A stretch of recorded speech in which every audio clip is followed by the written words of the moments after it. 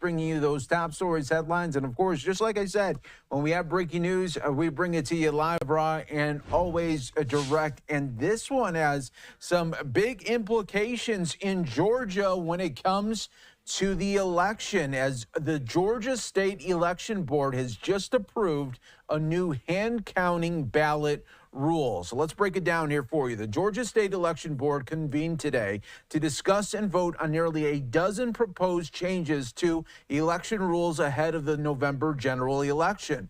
Among the most contentious proposals was a new requirement for all ballots to be hand counted at each polling location, which the board has now approved.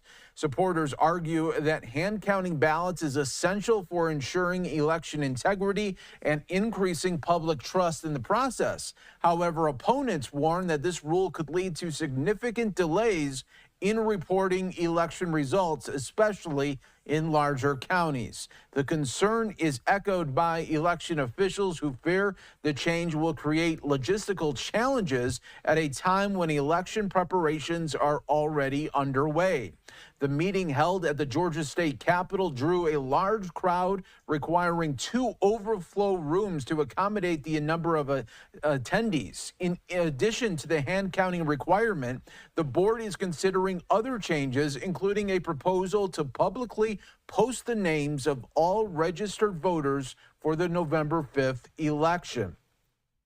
The Secretary of State also voiced concern that the rule changes could cause some confusion and chaos on election night, a view shared by many Democratic officials as well. During the public comment period, 30 people spoke, with the majority opposing the changes. One speaker highlighted the already tight timeline for election officials, saying, quote, "Now is the time for election officials to train workers, perform security protocols, print ballots, and mail absentee ballots, not to learn new rules and procedures." But this is how it's going to go now down in the Peach State. Georgia State Election Board has approved that new hand counting ballot rule.